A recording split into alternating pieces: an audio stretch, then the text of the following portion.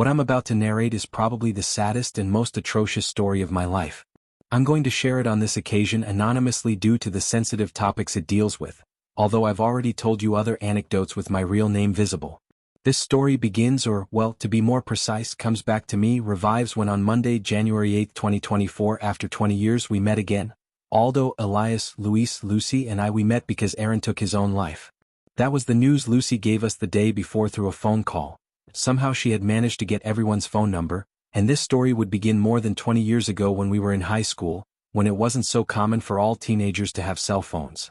In our case, for example, I don't remember any of us having one. Getting the number of someone you haven't been in contact with for 2 decades can be almost impossible. That's why I think I had never participated in a reunion, but for Lucy it wasn't. She took it upon herself to find, call, and gather everyone who was present on that damned Friday, December 19, 2003. I received a call from an unknown number that I let ring. I never answer numbers I don't know. In fact, I have a saying, if it's important they'll call back. And so it was. When I answered, it took me a few seconds to recognize the voice on the other side of the line, so familiar but so changed at the same time. It's you. It's Lucy. Lucy from high school, Aaron's wife. I hadn't heard from her in years, 15 at least. The moment she confirmed it was her, I felt a chill as if I knew what she was about to say. Even so, I dared to ask. To continue the conversation as if there was something normal about that call. Lucy, how are you? How are you doing? It's over, it's happened. Aarón committed suicide. I was frozen. Something in me knew at the moment I knew who was calling. Something had started, a thought that could no longer be stopped, as if a series of events that were destined to happen were unfolding without anyone being able to do anything about it. Lucy told me that they would be holding a wake for Aarón all day Monday at a funeral home in the south of Mexico City. I hurried to carry out all the pending activities I had that day, and around 3 in the afternoon I went there. I had a strange nervousness when I arrived. I remember every detail. The difficulty I had parking, the feeling of the car keys in my hand as I closed the door, every step I took to enter the funeral home. I looked for Aaron's name to go to the room. He was the only deceased being waked there.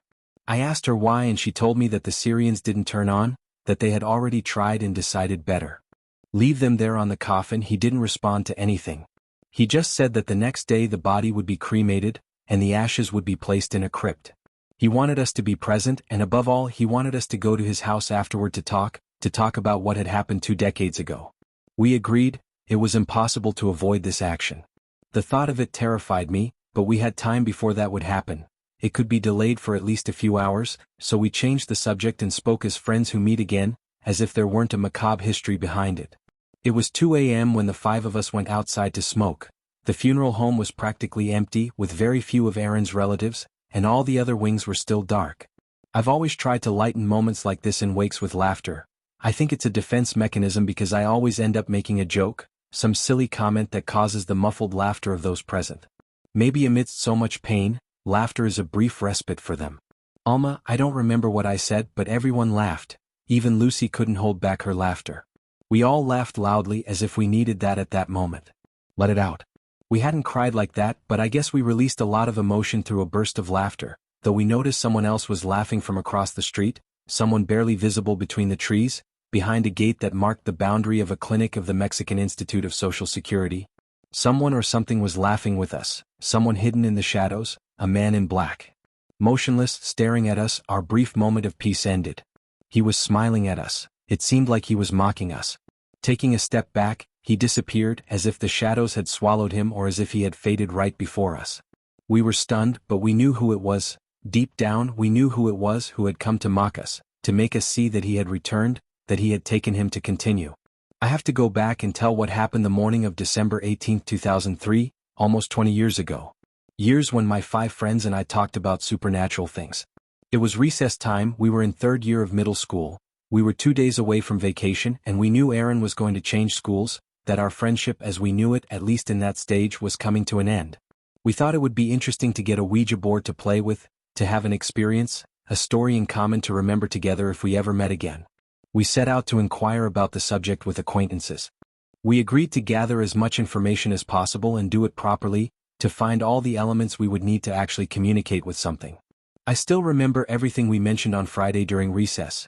Getting black candles to place at each corner of the board, a glass of water, a plate of salt, even sealing the board with the blood of the participants in the session. Nothing that would harm us. They told us it would be enough to prick our fingers and put the blood on the board. Anyway, you can imagine everything we had to do.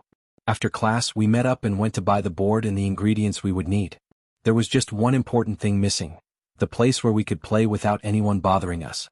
Elias remembered a building under construction behind his house. We could take the needle there. Once the workers left, we would jump from his house without anyone noticing. It seemed like a good idea, so we got to work. Once we were at the place, we looked for the most hidden spot where the least sunlight would come in, and especially, we were afraid someone from outside would see that we were lighting candles because we knew that would mean a good scolding. It was a sunny afternoon outside, but we found a way to immerse ourselves in the darkness to start setting up everything we had brought for the session. We lit the candles, placed the water and salt, and, of course, we didn't forget the fabulous idea of the blood. Aarón and Luis were the most excited about the whole thing, so they decided to hold the pointer. Lucy, Elias, Alto and I would form a kind of circle around them, holding hands, and then we began with the questions. Is anyone there who wants to play with us? What's your name? We all turned to each other, puzzled. This didn't seem like a person, but Aarón was just laughing. He was extremely skeptical and said, "How can we believe in this?" Clearly, it's Luis moving the pointer, but Luis's terrified expression indicated that it wasn't him. As the questions progressed, we began to understand who we were talking to. It told us that it was a sorcerer who had died in the fire in 1750, in what is now Saudi Arabia. His name was Al. At some point it made us an offer. It told us that to make us believe in its existence and power, it could make any one of us enjoy the luxuries we always desired, and Aarón, who wanted to be the only one not to believe, said he accepted. "I want everything anyone could desire to be happy. I'll give you whatever you want." The board then pointed to the number 20. It then spelled out the word. Years later, Aarón said yes without even understanding what the board meant. He also pointed to that word. At that moment, a terrifying thunderclap echoed through the place. We all jumped in shock, but I saw something more in that dim light, barely illuminated by the faint glow of the candles. There was something with us, something that had come to stay forever. We ended the session and left the house. That sunny afternoon had turned cloudy, and now rain was falling, which seemed to be turning into a storm. With the holidays, we tried to forget about that session, and when we returned, as we knew, Aarón didn't come back. Only a few months later, we learned that his dad had landed a great job in the government with excellent benefits and a very high salary. Although Aarón never lacked for anything, in the end he had a pretty comfortable life. He could afford luxuries he hadn't before. Thanks to his dad's new job, he invested in several businesses in the hardware and construction sectors. They lived comfortably. 4 years later, Aaron's father fell ill and died, leaving the businesses to his son and wife. However, it wouldn't take long for everything to be entirely Aaron's, as his mother passed away a few months later. They said it was from sadness, so young with that inheritance. Aarón began living a life of luxury cars, mansions and opulent land. He distanced himself from his friends and changed. He only stayed in touch with Lucy. The two always cared for each other even though they didn't admit it. They ended up getting married and we didn't hear from them for years until that call in January. They say some people are skeptics until they experience the paranormal firsthand, and that's how Aarón paid the price for having played with the occult, for having sealed his life after the cremation funeral and leaving his ashes in the crypt. We headed to an apartment near the airport. Aarón and Lucy owned several that they rented out as part of their many businesses. We entered and settled in a cozy living room arranged in a half circle, very comfortable, and he went to the kitchen to return with a beer for each of us. He then shared the next part of the story. I guess we have to talk about the elephant in the room. I don't think any of us don't know why we're here. What we invoked 20 years ago has come back to collect that debt. We all knew it would, right?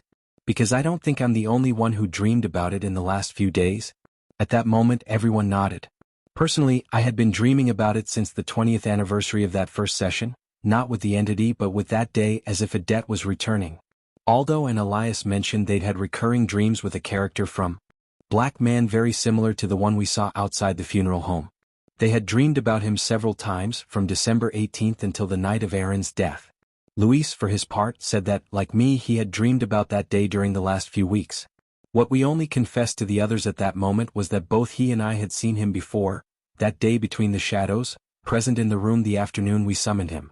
Here I have to make a brief pause, go back 10 years in the story to a meeting we had. Luis had become very religious, so much so that at one point he felt the call to become a priest. He was particularly devout to Saint Benedict, a saint who is well known for helping and interceding for people when they are in danger from the evil one. Luis and I always knew that what we had brought, what we had set free that day was very close to us. Only we could feel that overwhelming evil, that closeness of malice that we could never explain. Since that day, through the conversation I had with Luis, I understood that we both became, how should I say it, more susceptible to paranormal phenomena, to seeing things, to feeling presences. Even I, as I told you in another story, had entities attached to me. Luis, for his part, always felt accompanied by a presence. A burned man with blisters that seemed on the verge of bursting at any moment would appear to him in his dreams. Over time he no longer only saw him while asleep, but reflected in the mirrors behind him as if watching from a distance, always doing nothing, always motionless. And remember, it was he and Aarón who had their hands on the pointer, on the board. They were the ones who brought it. I think that's why it manifested more with him than with me. When I met Luis, already ordained, I asked him to bless my Saint Benedict medal. This medal has a very powerful sacramental that protects you from the action of the evil one. The letters it contains are part of a very powerful prayer to expel low astral beings. Sier Santi Padres Benedicti Sier Sacra Sidum, Luencio Sidum, Vie de Retro, Satanas. Miana sun malis ipsi venina vivas. The medal has a prayer and a special ritual with which it has to be blessed, and obviously, it must be done by a priest. Luis did it. I realized that he also wore it. A few years ago, I had gotten a tattoo of the Saint Benedict cross over a pentagram. When Luis saw it, he asked me, "What are you trying to hide from?" and smiled. "You already know," I replied. That day he confessed to me that in faith he found an escape. Those dreams, those visions that terrified him, which in the prayer brought peace and, to a great extent, escaping from that was a major reason for him to dedicate his life to religion. That evening we had dinner together and we didn't see each other again until now. Accompanied by the rest of the group, with everyone gathered together in Lucy's apartment, she told us everything about those last days of